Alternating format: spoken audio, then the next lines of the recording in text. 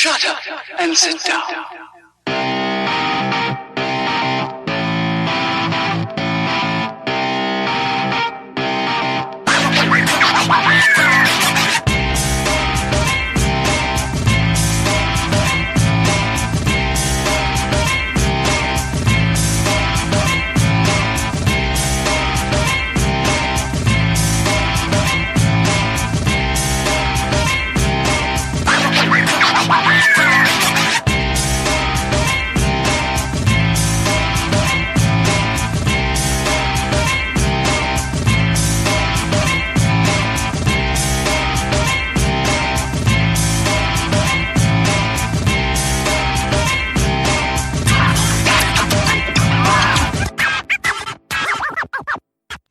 Welcome to the Literary License Podcast 2-for-1 episodes, where we look at 2 films and discuss the themes of the month, with your special co-host, Vicky Ray, John Wilson, and Keith Shago, coming at you from the UK and USA.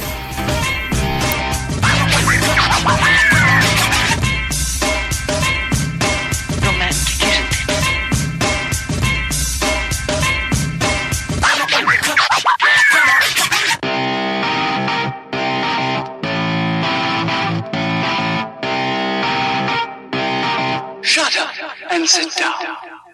Hello, welcome to Literary License Podcast, and today we're discussing Bill and Ted's Excellent Adventure from 1989 and Pulp Fiction from 1994.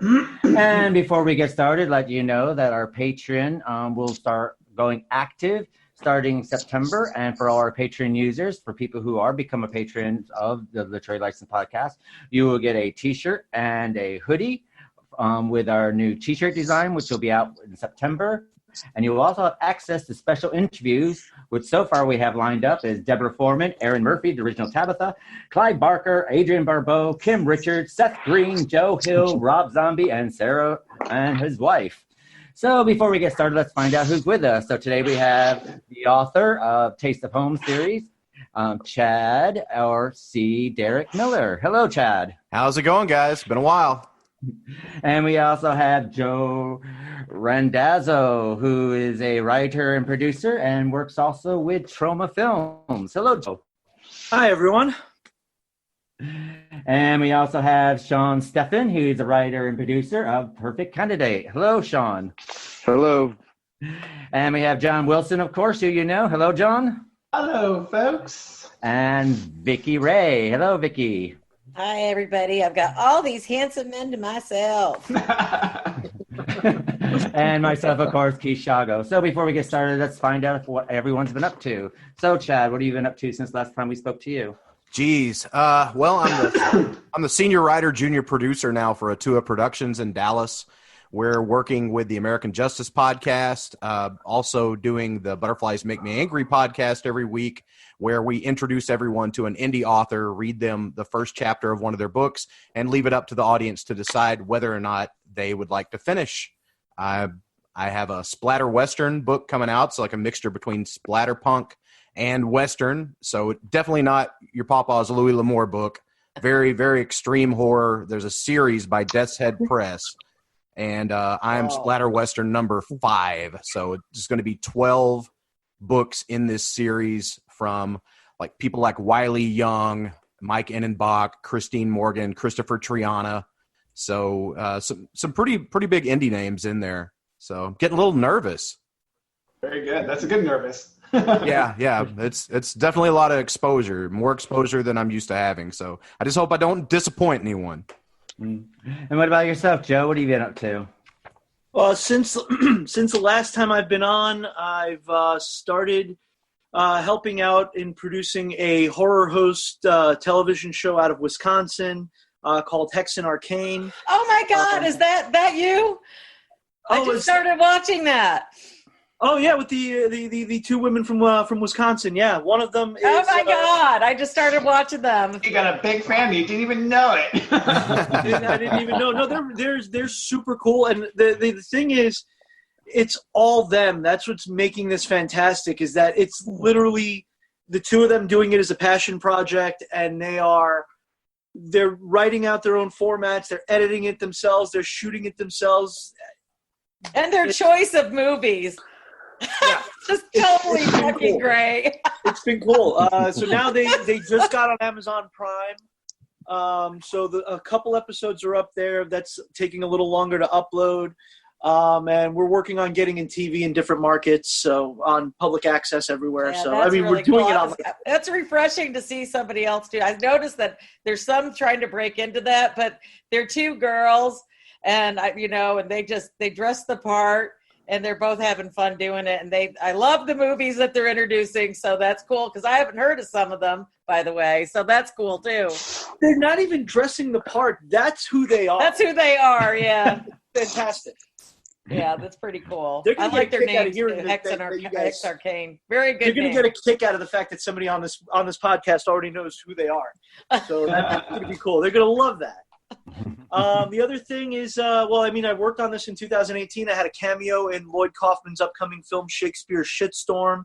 That's premiering virtually at the Fantasia Film Festival. Very cool. August 29th, 9:30 p.m. Eastern. So since it's virtual, you can go to the FantasiaFilmFestival.com or FantasiaFestival.com, and you can stream it live when it airs. Very cool. Oh, excellent. And what about yourself, Sean? What are you up to?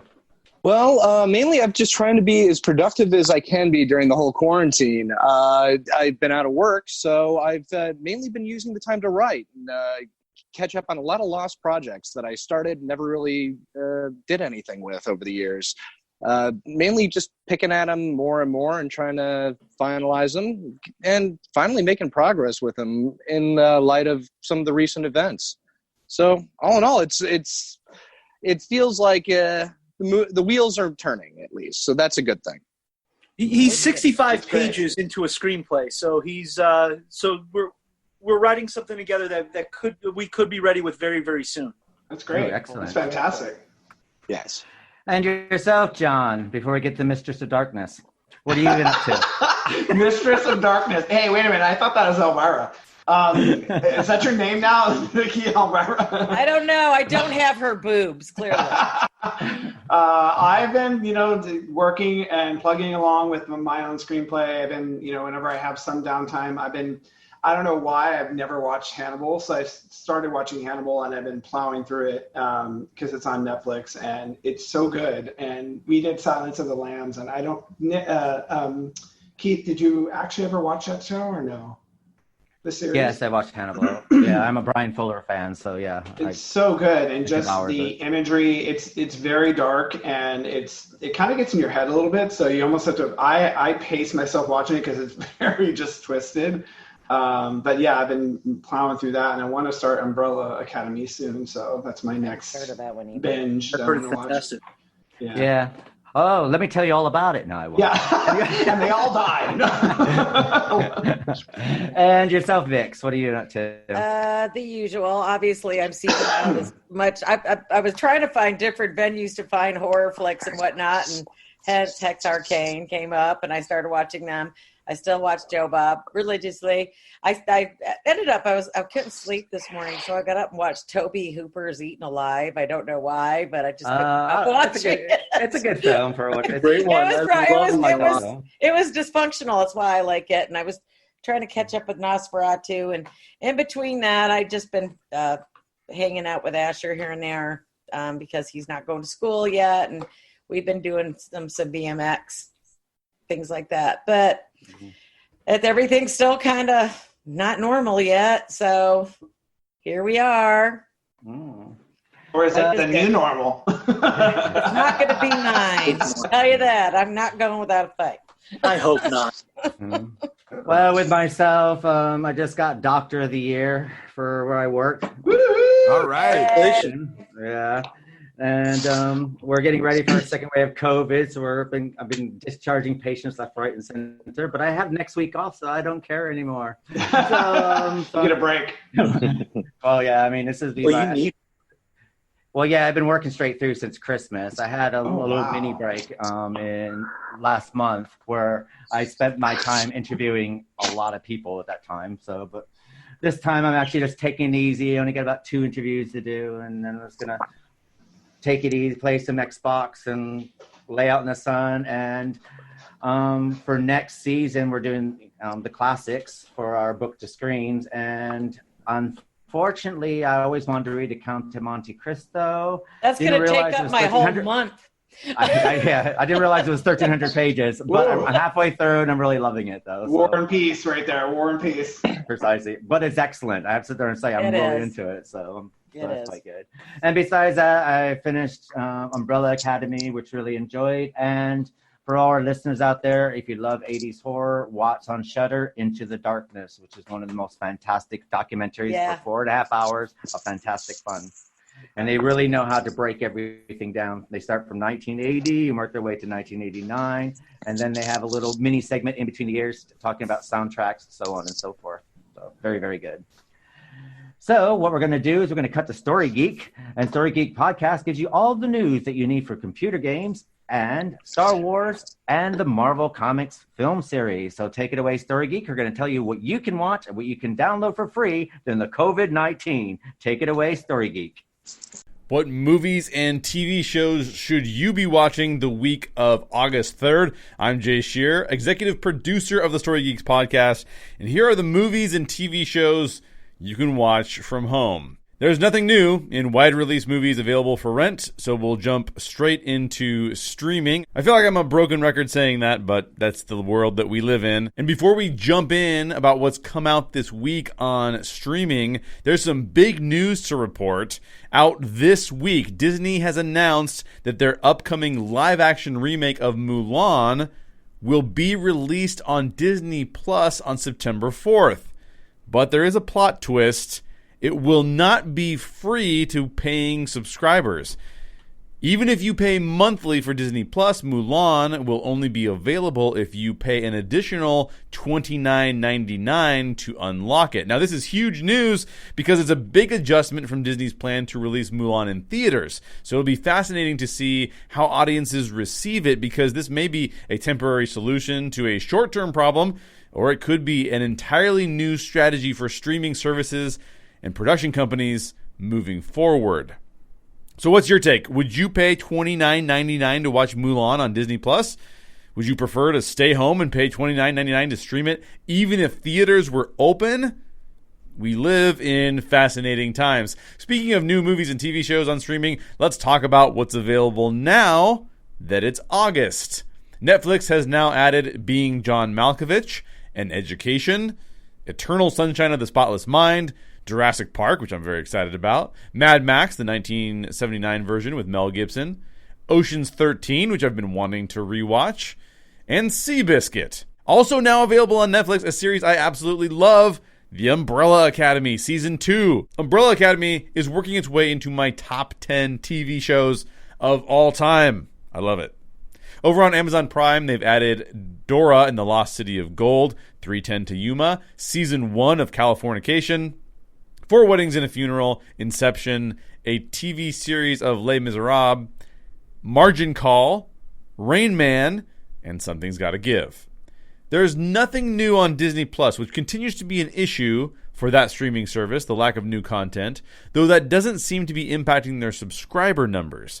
But the Mulan news is sure to shake things up, so we'll see what happens and continue to track that story as it develops. Hulu has added Dora and the Lost City of Gold as well, Ordinary Love, 71, 3:10 to Yuma, The Brothers McMullen, City Slickers, 4 Weddings and a Funeral, Margin Call, Master and Commander, The Far Side of the World, Rain Man, Star Trek II, The Wrath of Khan, Star Trek IV, The Undiscovered Country, Star Trek Insurrection, Stuck on You, and Up in the Air, which I guess you can watch if you miss flying. Those are most of the new movies and TV shows available on streaming services. Next week, I'll give you some more personal recommendations, but until then, if you like comic book TV shows, Umbrella Academy is a must-watch. On the Story Geeks podcast, we're in the middle of our independent video game series. Check out our upcoming show on the horror indie video game Inside. You can find the Story Geeks podcast on your preferred podcast provider. Until next week, this has been Jay Shear from the Story Geeks podcast, and I hope you have fun streaming movies and TV shows at home. Hello, welcome back to the Liquor License Podcast, and we're doing Bill and Ted's Excellent Adventure, 1989. And the interesting thing about Bill and Ted's Excellent Adventure is a 1989 American science fiction comedy film directed by Stephen Herek and written by Chris Matheson and Ed Solomon. The film is a part of the Bill and Ted franchise. It stars Keanu Reeves, Alex Winter, and George Carlin. This is airhead Keanu Reeves before he sat there and got his hair cut and turned all suave and sexy for speed. That's right. The plot are friends Bill and Ted, who travel through time to assemble historical figures for their high school history presentation. Bill and Ted's Excellent Adventure could have bombed, but it did not because it received generally positive reviews and received success at the box office, grossing $40.5 million against a $6.5 million budget. A sequel, Bill and Ted's Bogus Journey, was released in July 1991, and a third film, Bill and Ted Face the Music, is in post-production and is scheduled to be released next month in September 2020. So what we're going to do is cut to the trailer and we'll be right back. Now, a motion picture so grand, so magnificent, and so vast, it spans 7,000 years. No way! Yes way! But it starts with Bill. I'm Bill S. Preston! Who was Joan of Arc? And Ted. Noah's wife? We're in danger of flunking most heinously tomorrow. A force from the future. Can we go anywhere we want at any time? You can do anything you want. Is putting history at their fingertips. Let's reach out and touch someone. They're traveling through time. How's it going, Royal Ugly Dudes? Put them in the Iron Maiden. Excellent! Execute them. Bogus. How's it going, dude? And they're making a big impression. Historical babes. Now they're home. Everybody get together, remember who your buddy is. To trash the 20th century. You got a live one here. Keanu Reeves, Alex Winter, Napoleon. We're from history. Billy the Kid. Oh my God. Joan of Arc. Sigmund Freud. Tell me about your mother. You a musician? Beethoven. Genghis Khan! Abraham Lincoln. Party on, dudes! Socrates. George Carlin. We're history. If you guys are really us, what number are we thinking of? 69, dudes! Bill and Ted's Excellent! Excellent! Excellent Adventure. Party on, dude.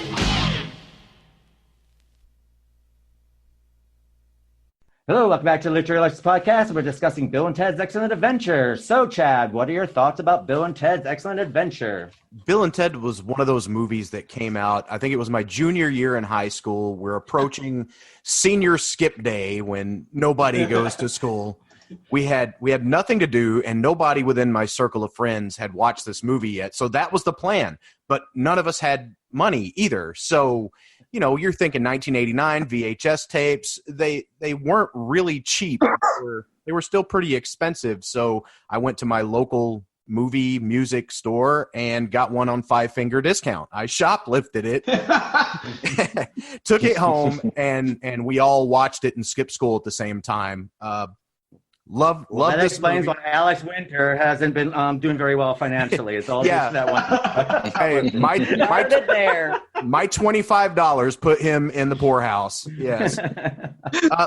Love this movie. I still watch it all the time, as well as the sequel. I'm very excited about the third one, which they just upped the release date yesterday. It's coming out August 28th now. Ooh, So it's coming out. It's coming out a They week really early. upped the date on that. Yeah, No it's coming out a kidding. week early. Good. Nice.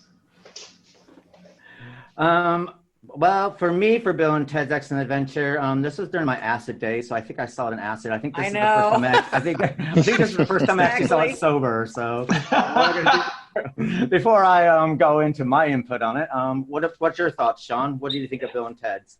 Bill and Ted is one of those special movies that, for me, I discovered always on the weekend at my dad's house. My parents split up when I was 4. My mom didn't have cable, so going over to my dad's house on the weekend, that's when you got to see the good movies. And Bill and Ted, stumbling across it one day at 7, 8 years old on HBO, it just sticks with you. It's not overly gross in terms of language, or it's not overly violent. It's just the right amount of stupid.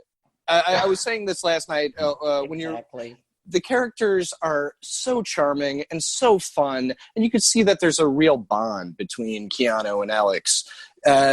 Beyond just the characters, you could see that they're real friends, and it really shines in their performance. And throughout their entire journey and their entire arc, you don't overly think about the whole time travel aspect, because as soon as you do, you're done. The movie goes completely off the rails. Yeah. So it's just their charm factor and their stupid factor. It just guides you right through it. And I don't know. It's just one of those movies that still sticks with you, still works to this day. I can't wait for the sequel. I really can. From what I understand, it's also going to be released digitally the same day as theaters, I guess, internationally for where it's going to be open. So I can't wait. I think it's interesting too about their relationship too, of how they met is actually how Keanu was the first one that they wanted, and then when they saw the chemistry between him and Alex, it became actually their similarities to each other. They realized, there's chemistry here, and I think we've got Bill and Ted. But I think they were originally swapped, and then there's a rumor that they were originally swapped, and then they put them in the roles, but. Even still, I think they're so similar in characters that there's not that much difference between the two, which just makes me laugh. It's like, how do you in that situation when the characters are so similar? They share a brain. Go, wow, sure. I don't really know. I think this one should be Bill, and I think this one should be Ted. You're like, they're literally the same. They're like so similar in character. I actually. Well, I guess they probably gave Keanu Bill probably because. By that time, he had, in this part of his career, his slacker dude was pretty much well established, wasn't it? I mean, we had River's Edge with Keanu, slacker dude. Yeah. We had Permanent Record, slacker dude, Keanu with a heart, and then of course we had Parenthood, and then Lawrence Kasdan. He was in Youngblood. He was the goalie in Youngblood with Rob Lowe. So yeah. Who's a better slacker than a goalie?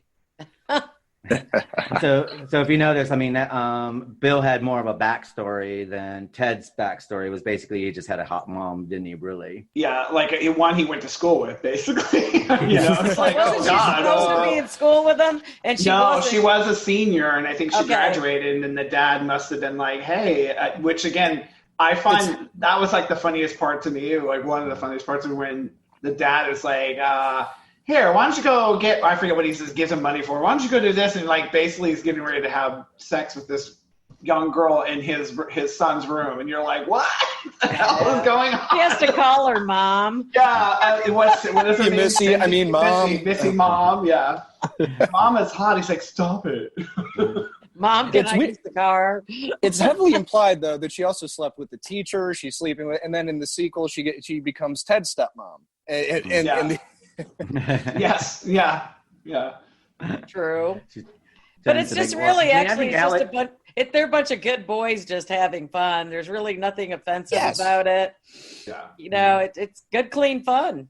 I think it's funny because I grew up in California, and you definitely have those surfer dudes. I didn't grow up coastal wise, but like I had friends who grew up in coastal, and that's how they spoke. I mean, people go, is that how they really speak? And like a lot of them, they do. And it's the difference is if you speak like a surfer dude, you either are one of three things: smoke pot, surf, smoke pot. Like it's pretty much the three calibers of that. Hey, they're like Spicoli. Yeah.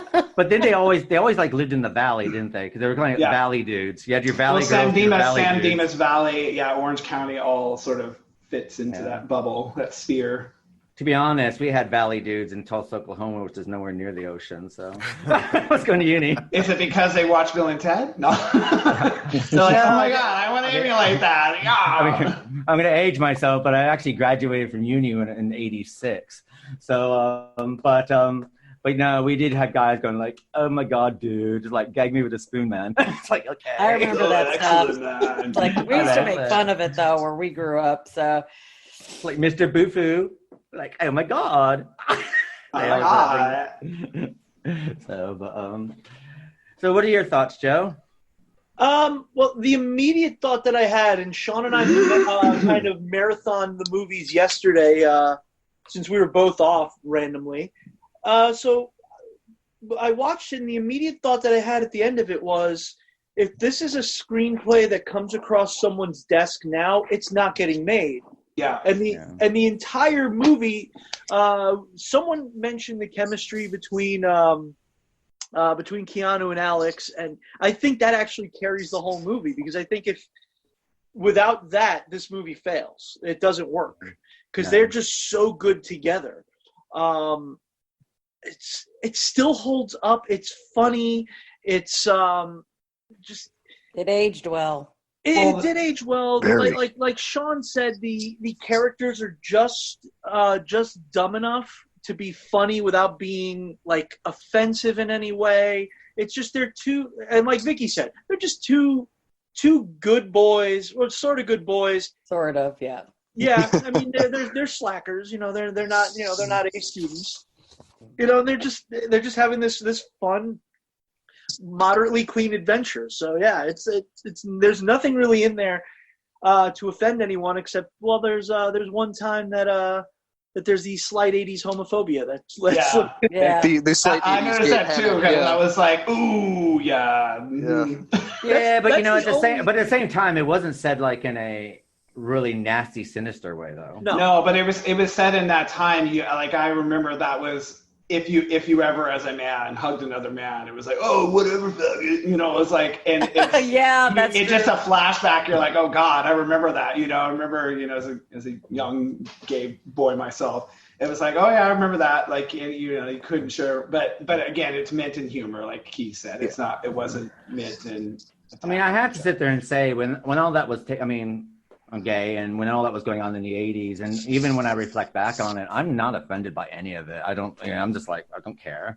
Do you know what I mean? Because to be honest, whenever it's done in a sinister way, it's always done by an asshole. So it's not like, you know what I mean, sort of thing. True. So it's and it's always the villain of the piece. It says it in a sinister way. And then when you get something like this, it's kind of like two guys hugging and go, oh, you fag, sort of thing. But it's kind of like it's done in jest. So it's not done in a very derogatory way. Sort of thing. It's like when my friends make comments about me being Italian. I know there's nothing sinister behind it, so I just kind of laugh it off. Yeah. Did anyone else happen to catch the San Diego Comic-Con live stream with the cast from Bill and Ted, and Kevin Smith hosted it? I managed to rewatch it, and I had no idea, but the co-writer of Bill and Ted's Excellent Adventure, last name is Matheson.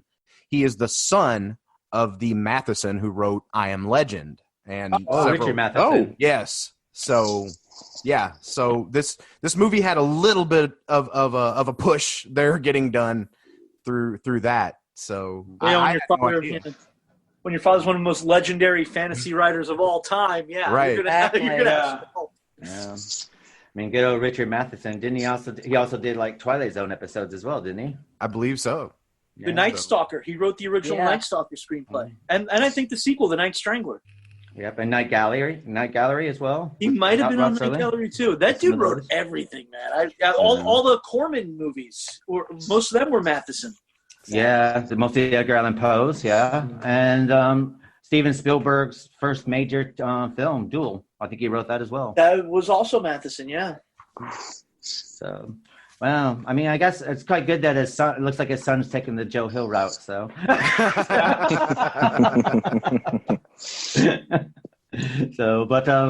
yeah. I mean, for me, Bill and Ted, it's quite interesting for me because I said before, this is the first time I've actually seen it sober, and here I am, almost 50 years down. Not 50 years down, but almost 30 years down from when I actually first seen it, and. Parts of it do hold up. There are some parts that don't really hold up for me a little bit, but overall it's enjoyable. I mean, I think that for an 80s comedies are one of those weird things. 80s horror films seem to hold up. 80s comedies are hit and miss sometimes. You know, you get your Ferris Bueller's. For every Ferris Bueller, there's like 150,000 that don't live up to it. And I think overall, Bill and Ted still seems somewhat fresh. For kind of it is. I also think too, like most of the comedy, in my opinion, with this movie is actually some of the other supportive character, like the guy who plays Napoleon. Like I one of the things I think that was maybe a little bit flawed is they brought too many figures from history, and maybe they should have focused on less and gave them a little bit more of comedic beat to each other. Like I think the comedy was heavily on Napoleon and them, you know, and even Rufus has a really small part, but yet everyone, I guess, once the second one came, or was being conceptualized, are you going to bring back Rufus? You're going to bring back Rufus? And it's like, he had such a small role in this, and I think they eventually made or developed his role more in the second one and gave him more lines and more, comedic. He's a comedian, which is hysterical, because when they were looking at the role and trying to pick someone, I forget who they had in mind, and they're like, well, no, we need someone who's a comedian. I'm like, he didn't have that many lines as a comedian, as Rufus, right? But they picked him as a comedian because he is comedic, right? So I just found it interesting. And then as far as you have to throw logic out the window. It's not a Back to the Future where you can literally historically mess up time or anything. It's just a fun journey. It's all, let's go to this time, let's go to that time, let's do this, and then let's take everyone to a mall. It was so they all funny. played well off each other, though, don't you think? Yeah, especially when they're in the mall, and and they just did. I think the mall was the best, though. Yeah. To be honest, in my mind's eye, I always thought Napoleon was played by what's his name, Branson Pinchot, from Bruce He does have a little bit of a Branson Pinchot look. It's funny you say that, because I was like, wait, is it? I'm like, oh my God, I was wrong. I'm totally wrong. I can't even pronounce his name. I know it begins with a C. I just can't pronounce his name. I mean, with hindsight, the only thing I kind of wish is that when they picked the historical figures, I kind of wish they had some iconic actors in there to play those parts. Yeah. And then that would just bring it to it was good to see Diane Franklin in it, because I loved her in, Amityville 2 and Better Off Dead and other films that she's done. And I quite liked her. So it's good seeing her. It would have been quite nice, I think, to have a film to then look back on and see these iconic character actors that we used to have in the 80s just pop up somewhere playing those iconic historical figures. But I mean, that's such a small gripe, really. So I feel like I remember reading something you were trying to, but again, because I think it was so, we don't think this is going to do well. It was like, I don't know if I want to be that character, right? And I think they just they ended up getting these characters, and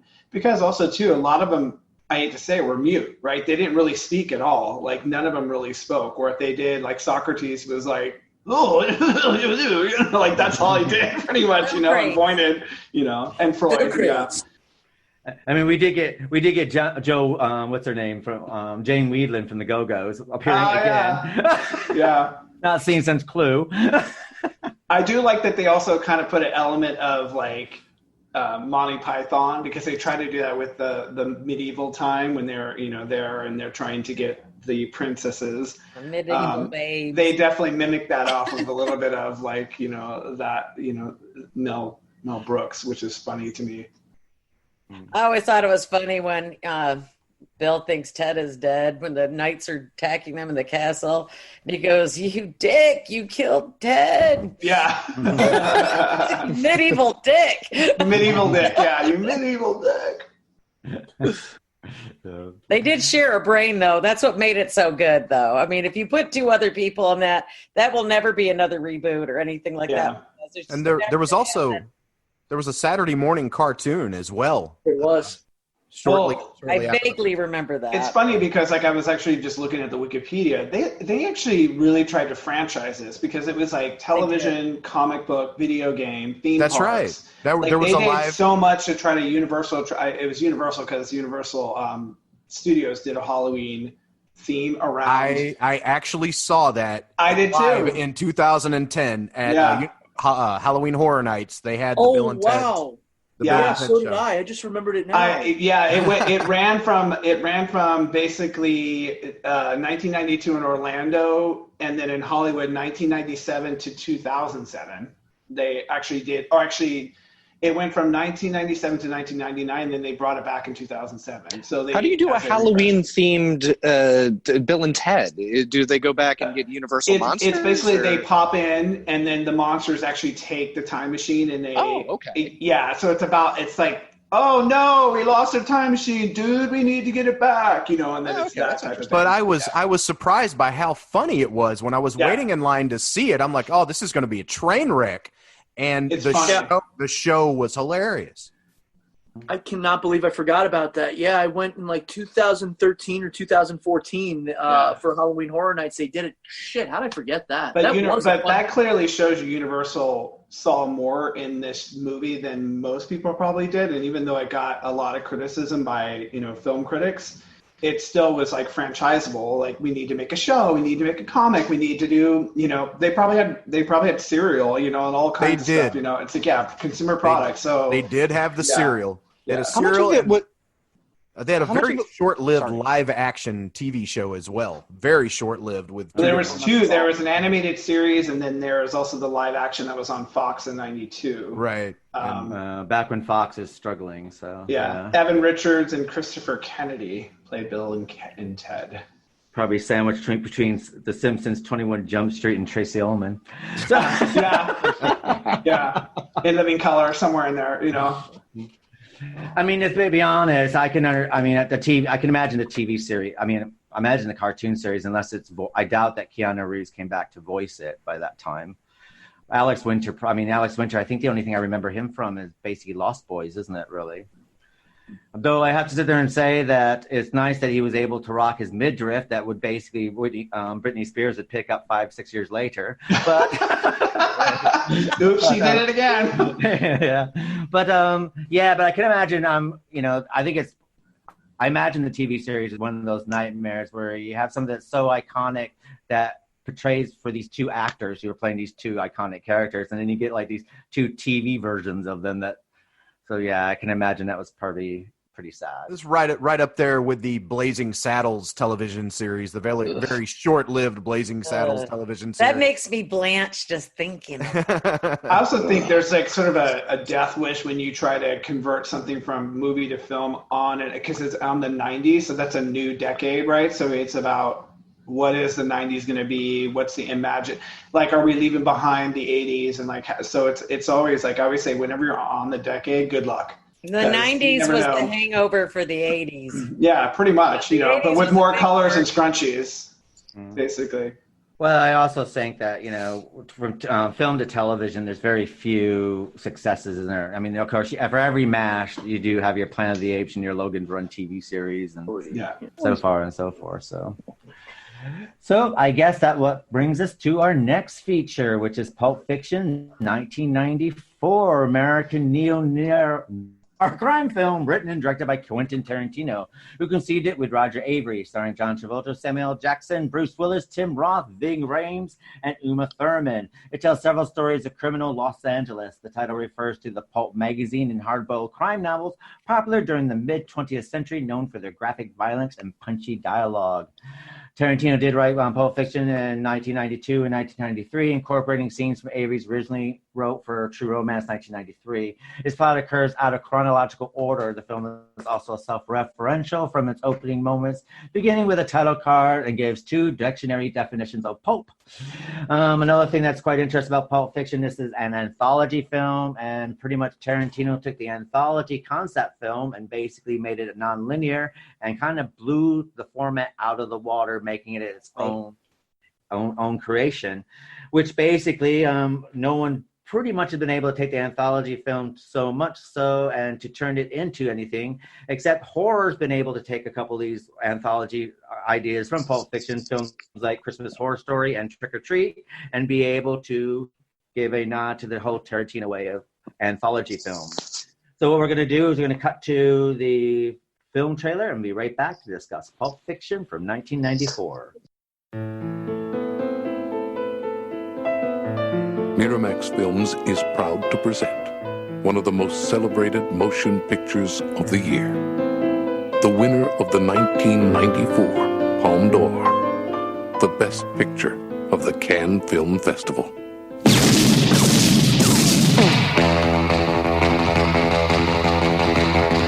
Come on, let's get in character. Why are you so interested in Big Man's wife? Well, he's going out of town in Florida, and he asked me if I'd take care of her while he's gone. Take care? No, man. Just show her a good time, make sure she don't get lonely. Girl, you see, This is a moral test of oneself.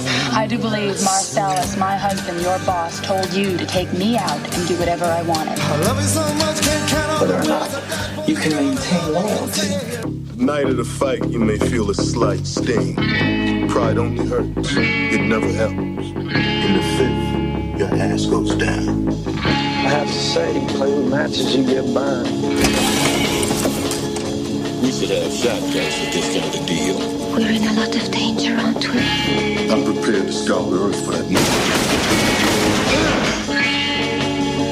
Oh, I'm sorry. Did I break your concentration? Get down, get down.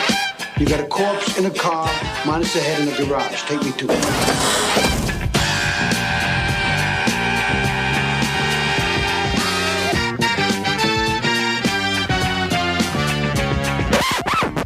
Don't you hate that? Hey, what? Uncomfortable silences. John Travolta, Samuel L. Jackson, Uma Thurman, Harvey Keitel, Tim Roth, Amanda Plummer, Maria de Medeiros, Ving Rhames, Eric Stoltz, Rosanna Arquette, Christopher Walken, and Bruce Willis. Looking at something, friend? Ain't my friend looking. Die, you mother! A new film directed by Quentin Tarantino. Pulp Fiction. You really thinking about quitting? Most definitely. What's you gonna do then? Basically, I'm just gonna walk the earth. What you mean walk the earth? You know, like Kane in Kung Fu.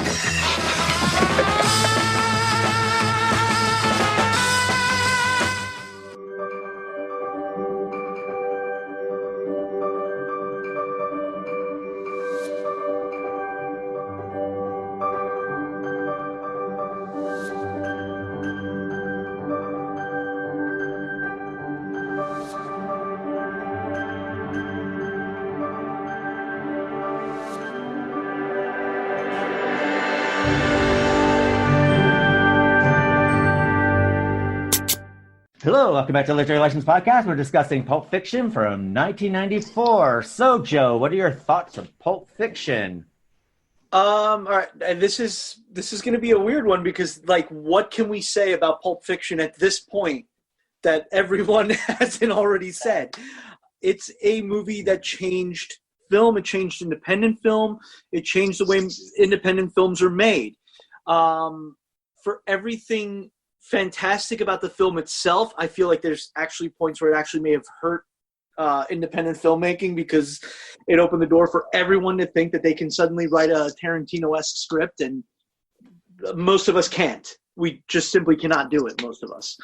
But it's fantastic. It's one of those movies that, like, you can, like, just put a line right there and say, this is one of those movies that forever changed cinema. And it's the dialogue is fantastic. Sean noticed something yesterday that I guess because I hadn't seen it in years, I never noticed. The opening scene in the diner between Pumpkin and Honey Bunny, because I don't think they ever established any other names for them. In the initial scene, it's if any of you fucking pricks move, I'll execute every motherfucking last one of you. Then when they go back to the scene later on, and they do it during the Jules and Vincent story, it's now I'll execute. I forgot what it was, but it was. I'll execute every one of you motherfuckers. That's what it was. Thank you. It's like very different variation. So yeah, that was one of the things that I hadn't noticed before. He picked up on it right away, and that's one of the things that I was like, I wonder why that is. I mean, and they must have. Then that's a clear indication they didn't shoot it together, because like if you actually watch that opening scene too, you kind of see John Travolta going to the back of the walking room, the bathroom. Yeah. So you see that figure. So maybe it was just a misstep. Like, we're going to shoot this scene and then we'll reshoot this scene after with this. When I think would have been brilliant is if it almost was a cut screen and let's film it together. And we can watch how it plays out the same way over here and over here. But I think he just it filmed this scene. Now let's film this scene. And it was just a misstep, unfortunately. But another thing I think with Tarantino, I think that Tarantino's quite clever because, to be honest, with each of these stories that you're seeing played out here, and you kind of do see this with Inglourious Basterds and other films that he does with multiple storylines going on at the same time, and you do get slight variations in dialogue when they do repeat it. And I think what it does is that you are seeing something from their point of view. This is these two people talking, so she gets up here. Yeah. So That's when you exactly what I thought. So what you do is you get the camera turning towards the end, and now we're seeing things from Jules' point of view, which is what Jules is hearing. So because it's like a phone game, I'm only hearing what she said. Okay. Yeah. And another thing is with Quentin Tarantino, you're never quite sure what the reality is and what the fantasy is as well. He does have this line where you're kind of crossing back and forth over this line between what is real and what's not real, and forced perspectives as well. So that's how I would think that, as far as like, another thing is that we can have a conversation here, and then if I come back to you half an hour from now, and if we sit there and I go, okay, what did Joe say, or what does Sean say to anyone else here? They're going to slightly reword it. There's not going to be word for word. I also thinking with that, or you could have screwed up. Who knows? No, the other part of it I was going to say is I think it could also be. I remember in one of his films, it wasn't this one, but in one of his films.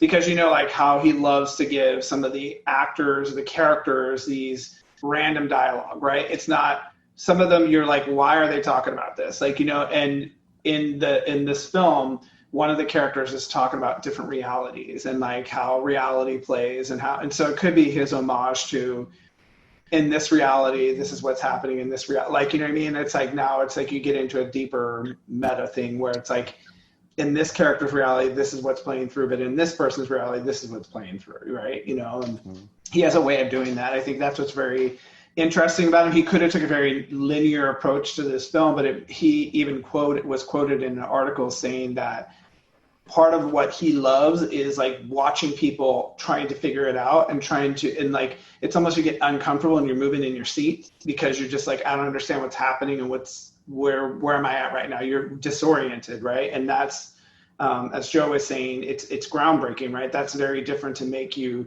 now go, what is happening? What I'm used to, wait, the story's usually here we are and here's where we're going. And now, the character's dead. Now they're alive. Wait, what just happened? Like that. I remember watching it for the first time going, I think I know what's going on. And then when John Travolta's character, gets killed, and then you see him again later, you're like, wait, what? Like, what the hell just happened right now? Like, I'm really screwed up right now. What's going on? And then it was like only after, as you read about it or talk to other people about it, you're like, oh, it's nonlinear. That makes so much more sense now.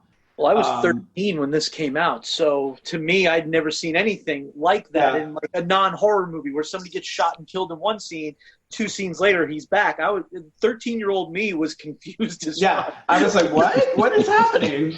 There's the other director who did Memento, which was completely backwards, which, I don't even remember when that one came out and if this was influenced because of that, but it does make Actually, Momentum is kind of a weird situation, is that the movie was filmed and they were going to run it the right way around. Yeah. But then they realized they didn't have a very good film on them. And so the producer goes, why don't we just run this backwards? And that's why it was ran forward. And then it became a hit. But it was so much more of a compelling story that way too. Yeah. You can watch it the right way around, and and then once you do that, you realize why they did it backwards. Yeah. The other thing I thought was interesting is there's no clear hero in this. There's no clear villain in this. There's no real love story in this in some ways. I mean, I guess you can say like, the relationship between Bruce Willis's character and his girlfriend, that's maybe a love story, but like that's what I found was very interesting too, that you walk away kind of going, like you're not like, oh, rooting for the villain or, rooting for the hero, it's like you're kind of just go, everyone went on their own way. Okay. It's like, Bruce Willis's character though goes back to save the other guy. Yeah, no, he goes, I mean, he ends up with his girlfriend, they ride off to the sunset. So maybe that is the love story, but the love story is the bromance between Vince and Jules. Yeah. But even that, you really don't know what happens to Samuel L. Jackson. He's done, but you don't know what after that diner scene. That's it. Well, he got an epiphany, didn't he? He's basically going to do the work of Good, whatever good may be. He's going to walk the earth. He's gonna go walk about. Gonna walk the earth. He's gonna walk and keep walking. He's basically now Forrest Gump. I think that this movie probably coined the term for Jackson motherfucker. Oh yeah. Oh, most definitely. Well, that and Snakes on. Well, no, that it probably did because then Snakes on a Plane just accentuated that even more. Yeah.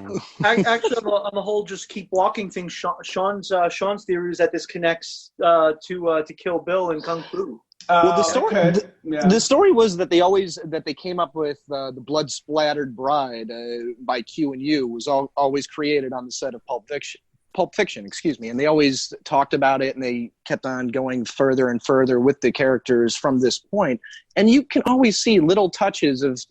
He's always talked about how his movies are all in his own little universe, and that movies like Reservoir Dogs and True Romance and Reservoir Dogs and Pulp Fiction, those are the real movies in the real world. And when they go to the movies, they go to see Kill Bill. They go to see Inglourious Bastards. They go to see those types of movies. So I always thought, I'm like, well, maybe Mrs. Mia Wallace ended up playing Beatrix Kiddo in a movie one day that she ended up playing. And there's enough stuff that makes sense because she came out of a coma. She's married to a mob boss. There's all this little stuff that you can kind of connect more and more with Bill, with that world. And it's one of those things where you can kind of, in the world of film universes, and it seems like he's jumping onto it after the fact. Might as well. I mean, if you think about it too, now that you bring that up with Mia, she literally has a near-death experience, right? Absolutely. And so does that give her this, maybe in her mind, like the opportunity to play somebody who comes back from the dead to get revenge? I know this woman. I know Beatrix. I can play this role. So now that you say, you're literally, my mind is like, I can just have boom. She's married to play Bill Hill, boss that everyone thinks is the devil, much like Bill. I mean, I'm gonna have to watch Kill Bill again now. And I have beautiful feet, so that way the director will sure love me. That's my favorite scene on that movie, though, is when she snorts that heroin, and they just totally go to fucking panicking. I just remember going, "Oh God!" When that happens, you're like, "No, don't do it! Don't do it!" And before she even snorts the line, the tension between Travolta as he's realizing I'm walking in that exact same zone as Tony Rocky Horror. I'm not massaging her feet, but I had a much more intimate dance with her. And they made more of a connection, I think, in that dance than anyone. And so he's the slow realization, I got to get out of here. I got to upskirt. Yeah, because he's actually trying to rationalize that in the bathroom. He's kind of like, this is a test. This is a test. Yeah, but I think you also have to look at that, okay, why he's, throwing about, he has to go and sort of thing. Because another thing is that, I mean, his boss is not the kindest boss. And all he has to do is, let's say that you stay too long. Yeah. What happens? You're dead. If you stay too short, you're dead for being rude. It's kind of that. He calls to check in, and they're giggling in the background. She sounds like she's done a line or two. Yeah, that can be interpreted many ways. Exactly. There's also they don't mention the relationships with some of the characters, like Bruce Willis's character and John Travolta has almost like a disdain toward each other when they're in the bar, and you kind of don't understand the why. He calls him Palooka. He knows exactly who he is almost. Yeah. He knows he's going to throw a fight. So there is definitely a past, it feels like. Yeah. Speaking of a past, that scene with the General Coons comes back and gives that scene. Oh my God. I forgot about it. When I rewatched it, I was like, and your father kept the watch up of his ass for 4 years. And I was like, what? I was like, who wrote that? Because they deserve an Academy Award right away. And Little Butch sitting on every word. It just seemed random, though, didn't it? No, I mean, totally random. And then it just was like, but that's brilliant writing. You could have went into a whole long, drawn-out, story. That's a very compelling story because you're listening like, wait, what? To do the part, too, it's just like, it was epic. And when it pays off, when she forgets the watch, and she's like, "Look, I don't have time to go into it, but believe me, it was a lot. All right, it was a lot that he went through to get that watch." Then you wonder if he was actually should have been carrying it up his asses, otherwise he would have forgot it. Well, much like his father and his grandfather, he had his life-changing kept it in moment his to get the ass. watch. I mean, he would have never had that problem. You know, my Pulp Fiction story is way better than my Bill and Ted story. I did buy a copy. I didn't shoplift it, but I had so few movies at the time. I kept them all in a milk crate, and I was going through my very first divorce. I moved in with my grandparents. I was forced to live in her porcelain doll room. It was like a bed. Yeah, I'm a horror writer now. Go figure. It's a bed surrounded by porcelain dolls. Annabelle's everywhere. My grandmother was steadily going through my movies while I would be at the office, and can we watch this? Can we watch this? And one night she came to me and she's like, "What's that Pulp Fiction movie about?" And both my grandparents were heavy, hardcore Catholic. Oh, I'm like, "Grandma, you don't want to watch that movie. Trust me." And that same discussion happened like 3 nights that week. "Grandma, you don't want to watch that movie. Trust me." I come in from the office one day. I'm beat, head down, just shuffling down the hall, and just barely audible, I hear I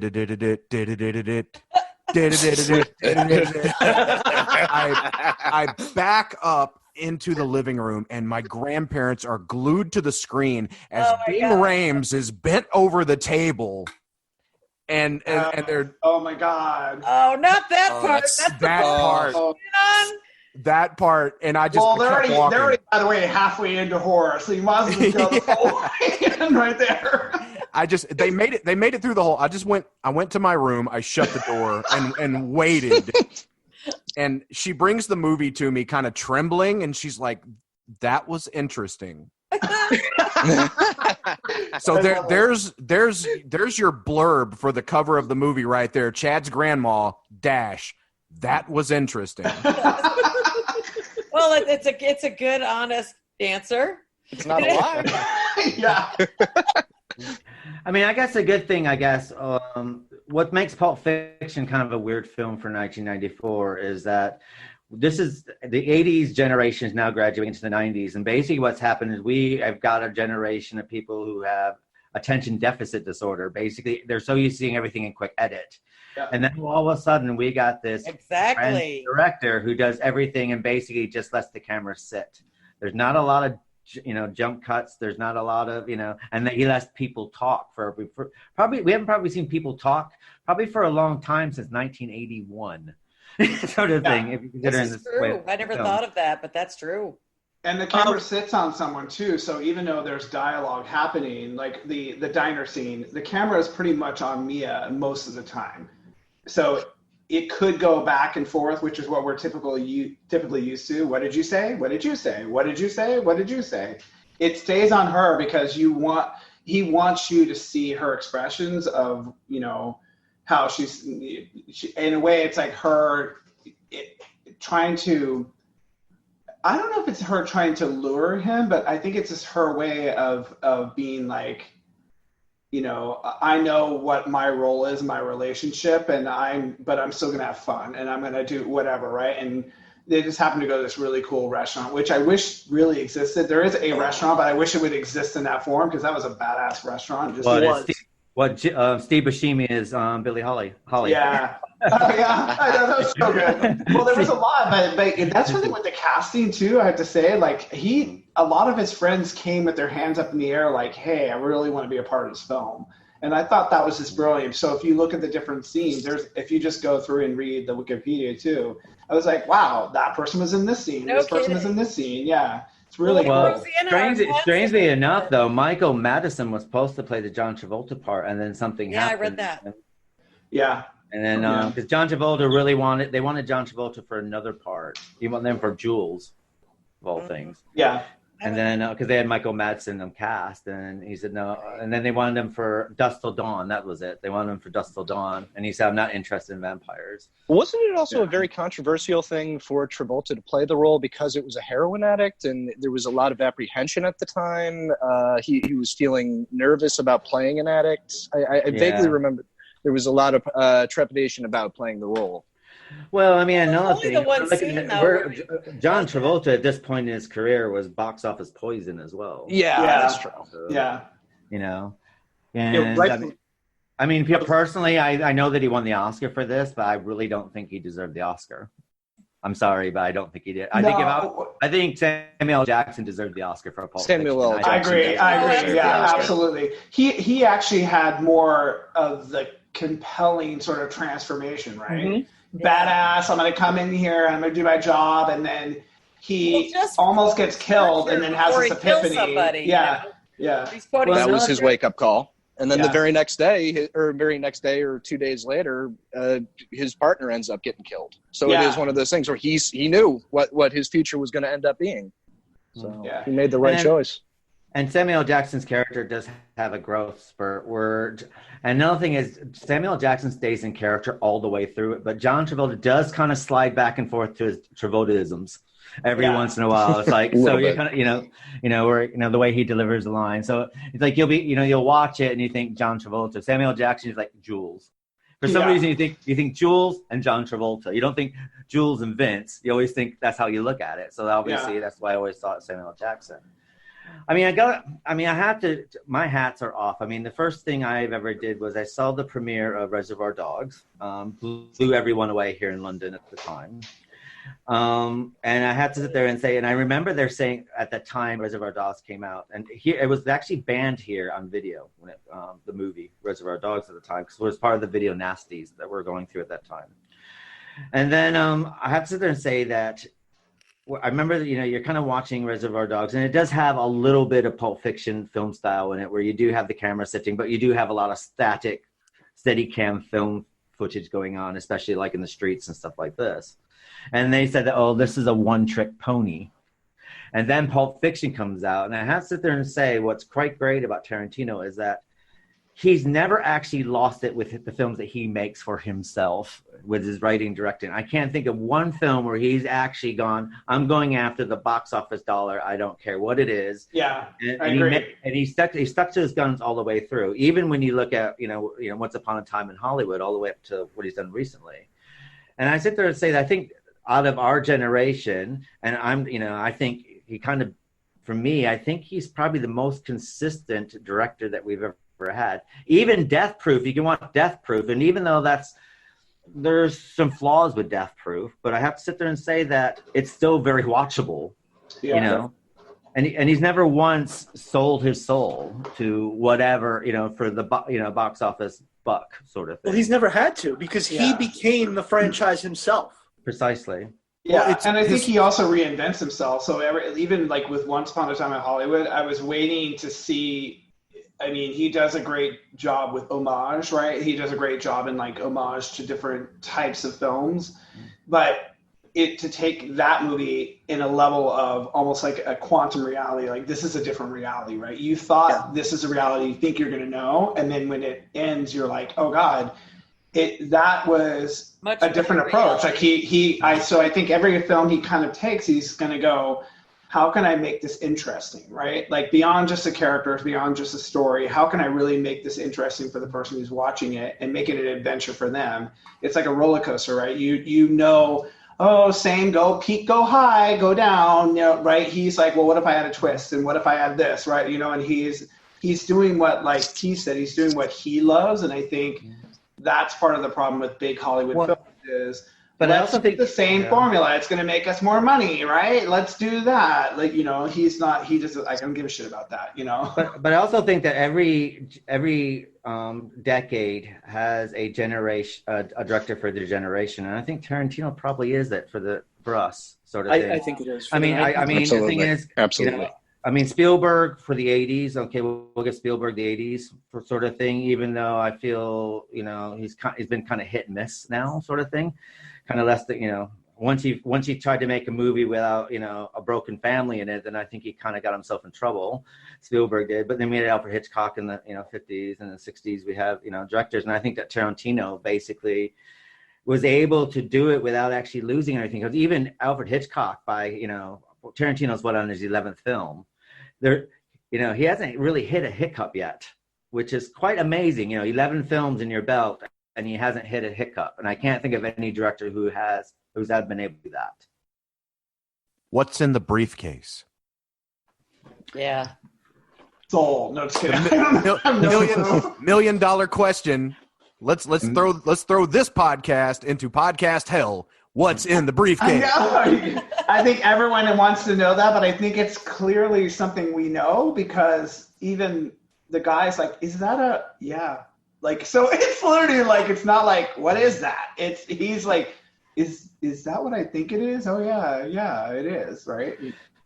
It's beautiful. Whatever it is, it's beautiful. The combination. It's annoying because that's the one. The golden ticket. It's Willy Wonka's golden ticket for that part. Well, the combination to the briefcase was 666. Yeah. So, Pandora's box, maybe. That's.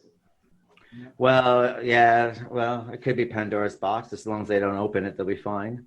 The one I've always heard is it's Marcellus Wallace's soul. That's what I heard as well. And that's because of the Band-Aid at the back of his head, isn't it? In the back of his the head. Band-Aid is supposed to cover that he's got 666 on the back of his head or something like that.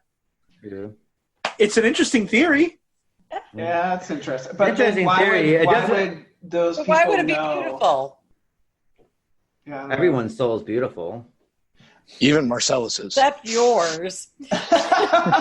He doesn't have a soul. Now be nice. I sold my soul a long time ago. Because when I die, I'm going to hell because that's where the good music is, and I don't want to spend eternity with a bunch of fucking born-again Christians. Pretty much we'll all be there, so it's okay. It's totally fine. See you there. Could you imagine? Listen to Michael C. Smith singing his Christian rock music. No. That's not eternity for me. I wonder, by the way, how many people asked Quentin Tarantino that question? So what was in the briefcase? What was? He's probably like, oh, for fuck's sake.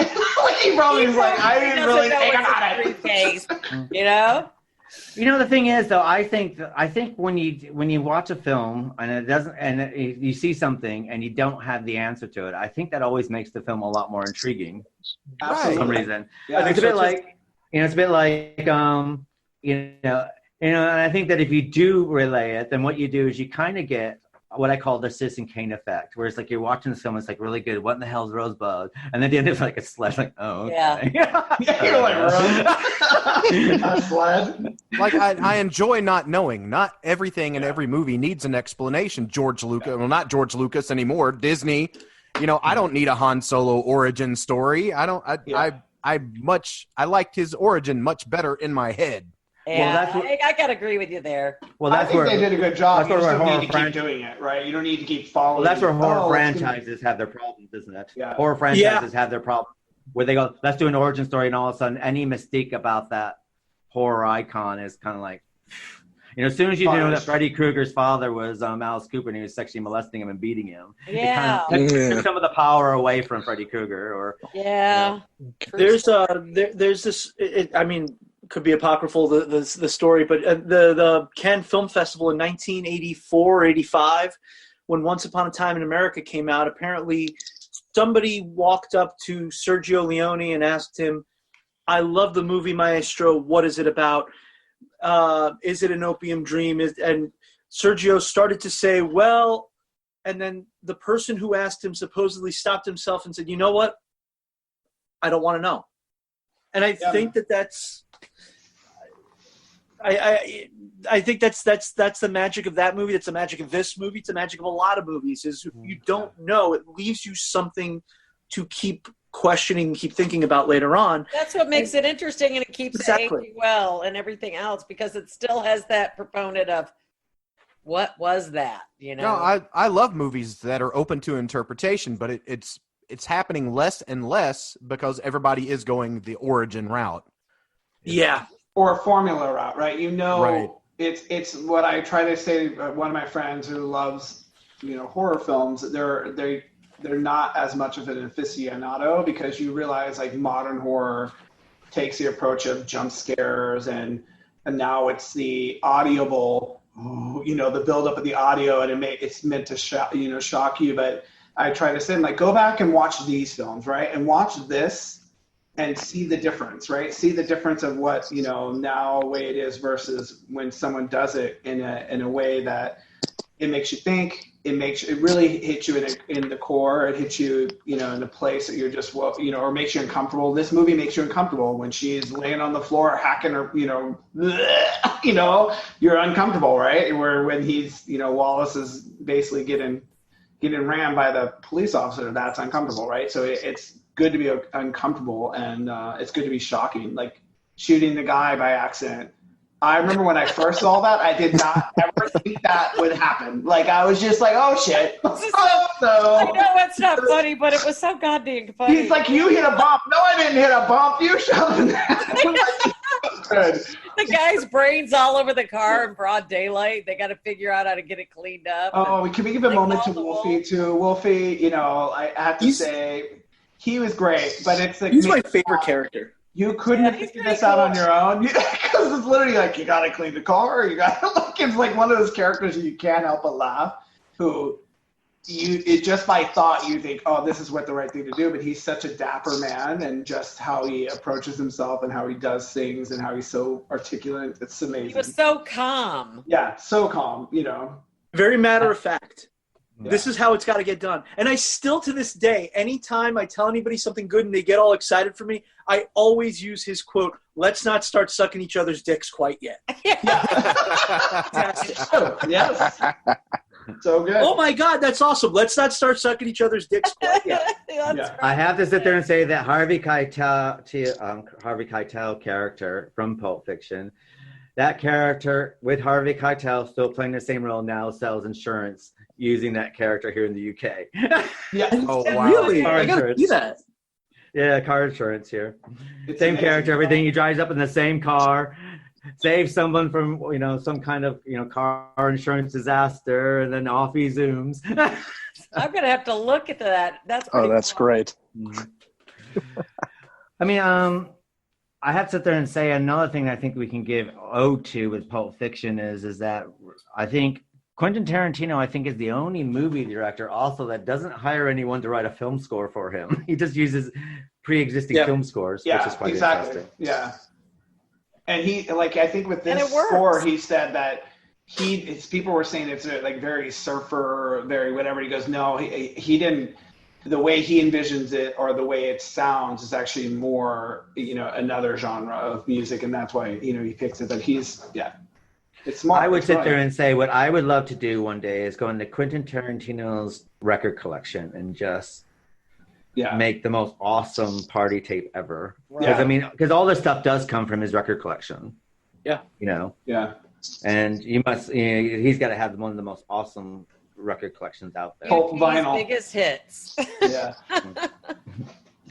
I have to sit there and say I can't even, every time that one of his films come out, I do buy the soundtrack. I'm always happy with it. So I can't think of anything. Even chooses some odd things like, Chick Habit and Death Proof I really love a lot. I love Chick Habit, and it's not even the style of music that I like. It's just that there's something about that song that's just really cool.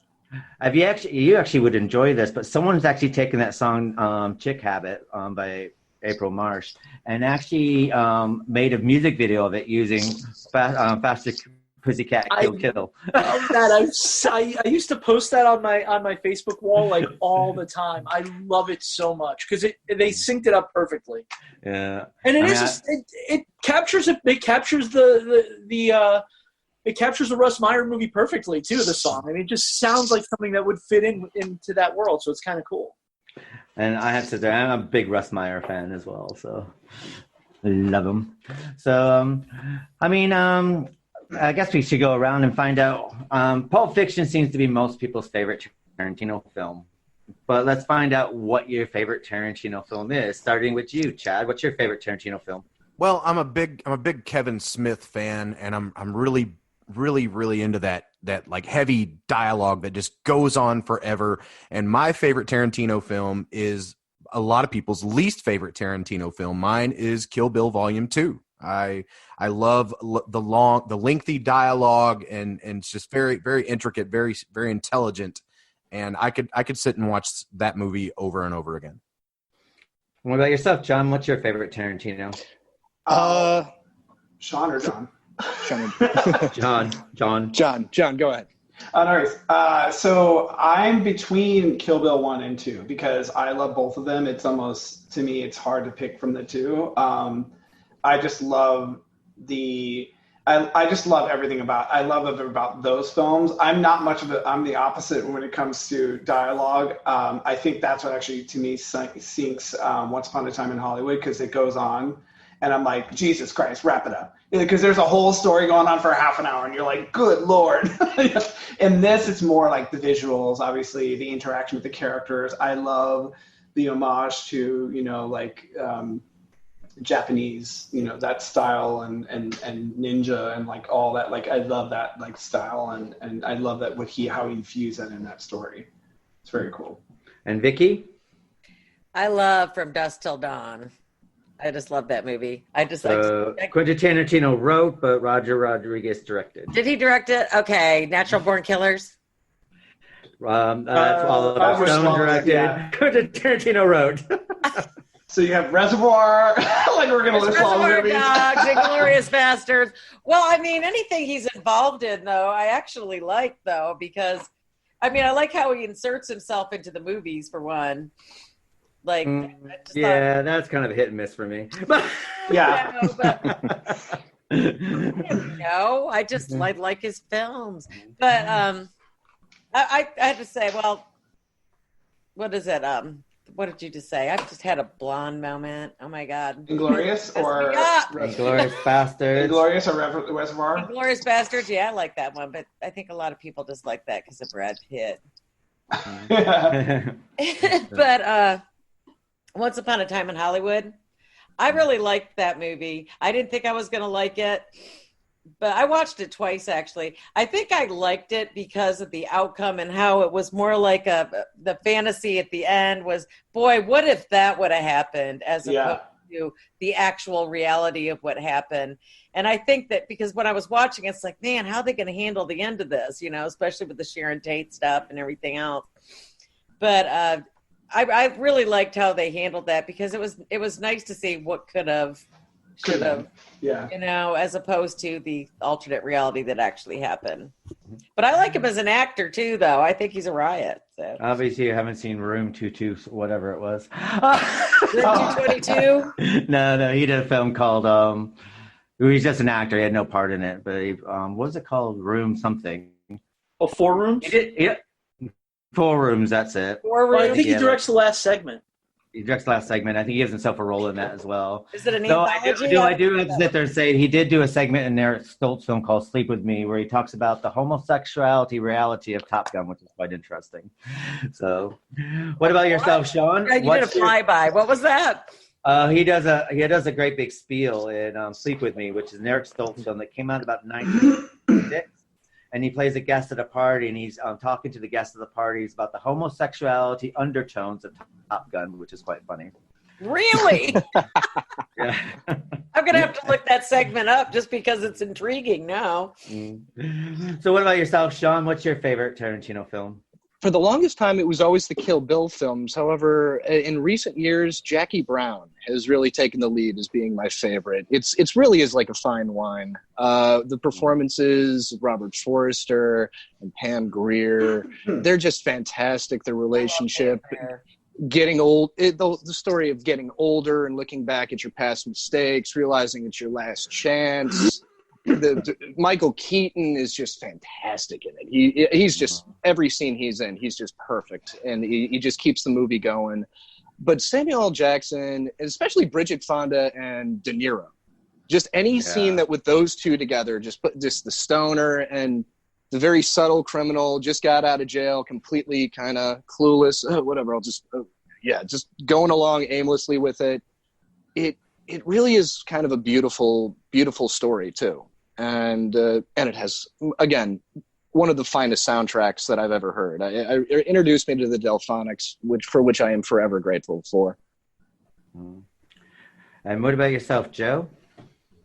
I have this Tarantino curse where every time I see one of his movies, that becomes my favorite again. Because it's just that, like, aside from Death Proof, which I do not like that much, but everything else he's done, I I watch it and then I end up loving it again. And it's become a toss-up between Jackie Brown and Inglourious Bastards and even Once Upon a Time in Hollywood. And the strange thing is with Once Upon a Time in Hollywood, when I left the theater initially, I didn't like it. And then when I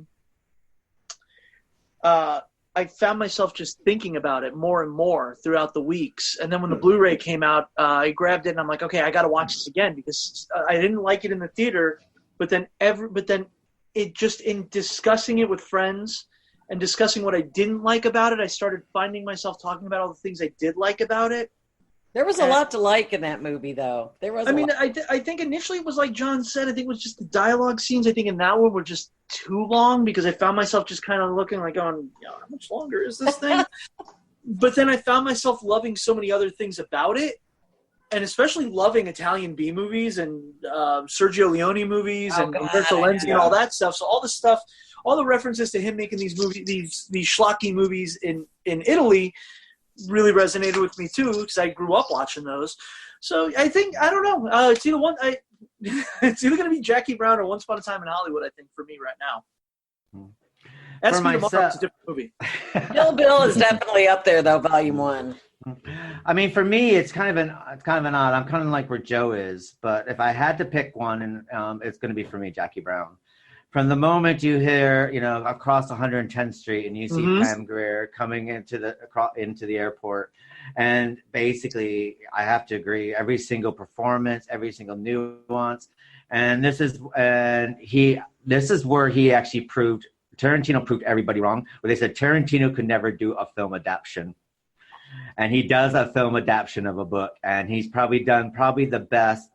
I think, as far as doing a an Elmer Leonard adaptation, I think he did better than. I love L.A. Confidential, but I think that it's kind of a stoic film, and there's fantastic, it's a good film in its own right. But I think that Elmer Leonard's books are very, very coolly written. And he was able to pull that off of Jackie Brown. And I have to sit there and say that Jackie Brown's my favorite Tarantino film. I realize I've not seen it, so now I have to evaluate this again. I know. I was just have to see, because I don't think I have seen Jackie Brown. Now that I go back, I probably have never seen that film. Do you think it was like a 90s thing? Do you think it was just... I think what happened was that Jackie Brown's one of these films that I think that after the coolness and the great big Pulp Fiction that came out there, Jackie Brown was more of a quieter film that came out there. It still held a punch and stuff like this. Right. And then after that, of course, the bigger puncher, Kill Bill came out after that. So I think Jackie Brown sometimes kind of gets lost in the shuffle. And it's a film about, it's probably the only Tarantino film that actually has a lot of heart and soul for me. And there's a lot, for me, every actor has a emotional resonance to it that you don't, Tarantino films are great. I love them for what they are. Yeah. But I have to say Jackie Brown has probably the most emotional resonance for me, where I can actually see it. And there's a lot of heart and soul within the actors. And you can actually, in every single person in that film, each character, you can see where they're coming from. You can understand their motivations. You understand their life stories. You can see it all. It's all there for you to see and experience. And perfect casting. It's cool as hell. I mean, it's the most cool film as well. I mean, from the moment, 110th Street goes to the very end, it's just cool all the way through, sort of thing. Everyone talks cool, but you do have this gritty personality and real life story, in the middle of it all, sort of thing. Nice. And, you got to admit Samuel Jackson's, girlfriend that, came for being a Hollywood, and he's putting her up into an apartment. That's quite good. So... so I guess that brings us to the end of Literary License Podcast. But before we'll do, let's get our final thoughts. So, Sean, what are your final thoughts of Pulp Fiction and Bill and Ted's Excellent Adventure? Two iconic movies for completely different reasons. One, your typical 80s comedy that transcended the decade and turned into something that we still talk about to this day. And Pulp Fiction is just something that changed the entire medium. One of the most quotable movies of all time. Yeah. And alongside Robert Rodriguez and Kevin Smith helped launch the entire Miramax generation. Bad ending notwithstanding, it launched an entire new wave of independent cinema. And Vix, what's your final thoughts? Well, coming from the layperson here on the podcast who doesn't direct or write, I just know what I like everybody else in America. I don't know. I think like towards the 80s when Bill and Ted came out, I guess, was it Wayne's World came out in the 90s, correct? Yeah, those early 1990. I don't know 91. why those two movies seem to like play off each other a little bit in my mind. They just do, because I loved Wayne's World too. They weren't over the top, with the sexual innuendo and all that stuff, but they had just enough to make you laugh. And I always thought it aged well. And it was the end of the 80s. And for those of us who were teenagers and graduated high school, college, and whatever in the 80s, it resonates with you a little bit. And as far as Pulp Fiction, I mean, if it's on, even on regular TV, I'll sit there and watch it. But I'd rather watch it without all the censorship and whatnot, because that's the only way to watch this movie. You cannot watch it picked apart on a regular channel. And I just love it. I love the acting. I like how they played off each other, how all the stories interacted and played off each other. I mean, it's just one of those movies that will never age and will always translate well into any decade. I just think it's a great movie. I always have. And what about yourself, Chad? What are your final thoughts? Well, Bill and Ted, it kind of defines it. I mean, I know it came out when the 80s was coming to a close, but it's kind of one of those movies that defines that entire decade. It's right up there, to me, with Ferris Bueller's Day Off or maybe The Goonies. It's really hard not to mention Bill and Ted when you talk about movies from the 80s. Quentin Tarantino in Pulp Fiction, same way with the 90s when you have a discussion, one of those drunken or stoned discussions with all your friends where you talk about movies from your past. Pulp Fiction kind of defines the 90s. It was almost like a passing the torch in cinema. No longer are we going to do this linear, Mad Libs cut and paste way of doing movies. We're going to hack it all up. We're going to throw it in a blender. We're going to spit it all out. Wherever it lands, that's what we're releasing. So many people tried to copy that style of movie after Pulp Fiction. But as far as mainstream went, I know it was independent, but as far as mainstream went, it was the first that I ever saw done like that, to the part where when I watched it for the very first time, I'm like, what in the hell did I just see? I hope everybody don't start doing this. But the more times you view it, the more you really start to love it. And and that led the way to where movies like Kill Bill or Inglourious Bastards, where they are cut up and told in a nonlinear fashion, to where that's almost normal now. It's accepted, because when it was first released, a lot of moviegoers didn't accept it. They didn't understand it.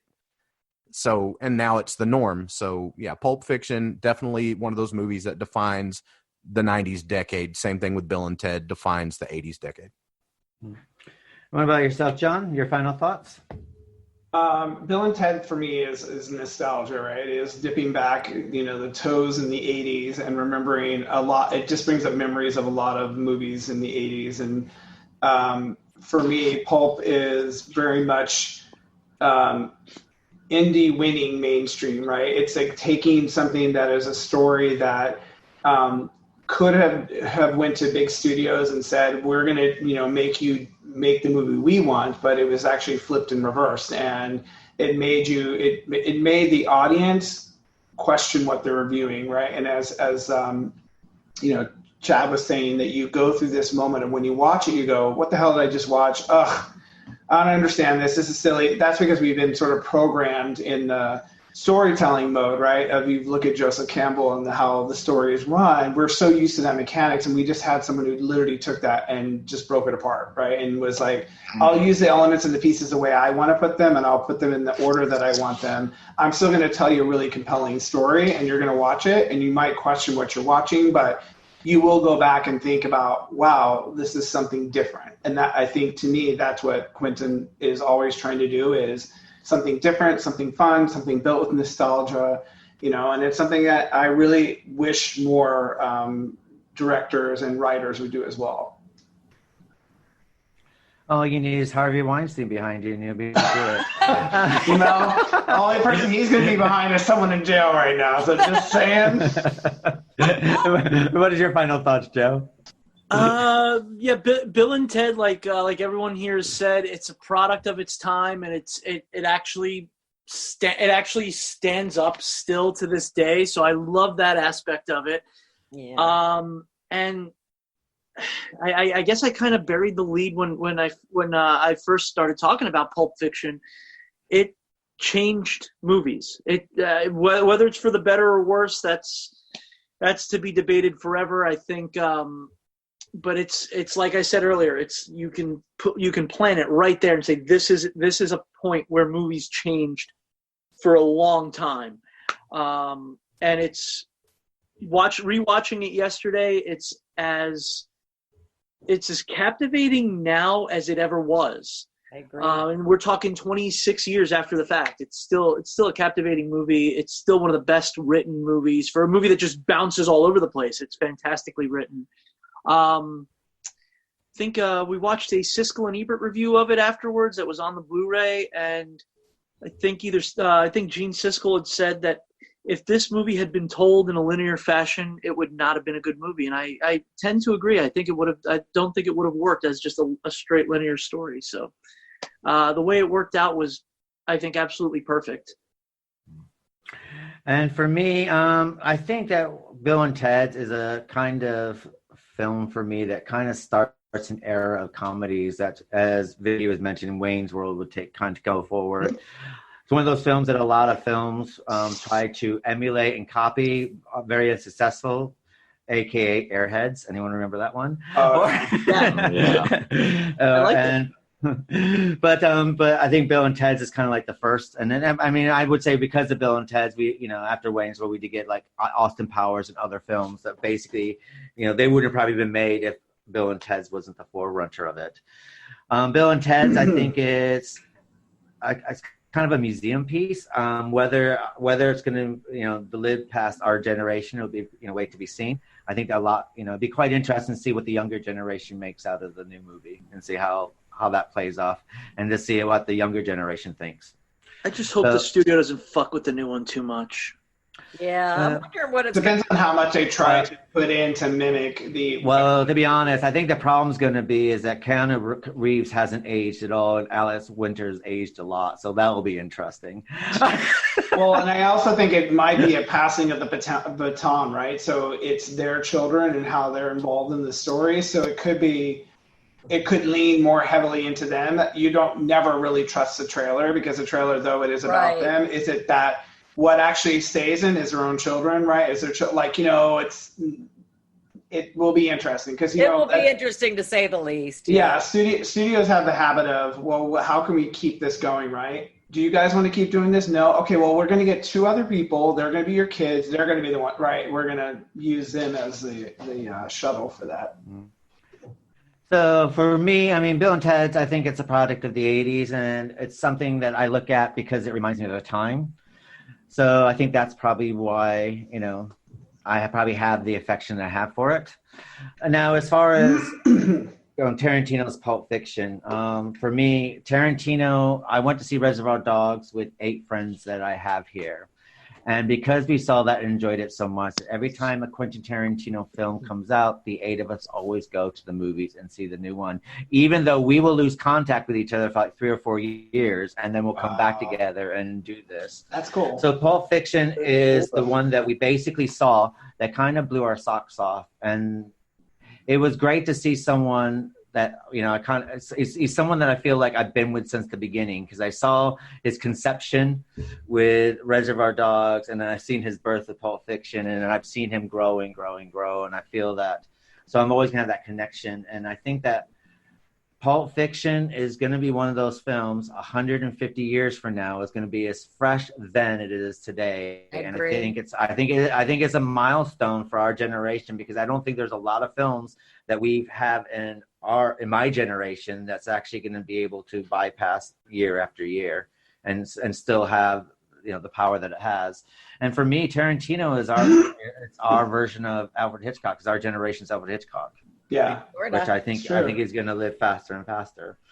So yeah, so Pulp Fiction for me is one I can watch over and over, and it's like I can catch it in the middle and my mouth just drops open and my eyes don't divert from it, or I can catch it from the beginning and sit there. The only problem I have with Tarantino, though, sometimes you want to see a Tarantino film, but that you're going to have to block off about 3 to 3.5 hours of your time off sometimes. Yep. Mm-hmm. A special thank you to our guest co-host for joining us today.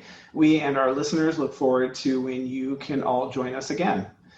Whether you're taking a trip through time on an excellent adventure or standing on the edge of truth or fiction, you can always count on the Literary License Podcast team to provide you with a most excellent experience. Speaking of time, don't waste a minute. Head on over to our website at llpodcast.com to check out all of our social and podcast platforms, listen to all of our past episodes, become a patron, and sign up for our monthly newsletter to read our reviews of books to screen and everything in between. Continuing our theme for the month, it's all an anthology game. We will be reviewing the 1960 film Black Sabbath. Once again, we'd like to thank you for downloading, liking, and sharing the Literary License Podcast. Until next time, be excellent to each other and stay safe. Bye.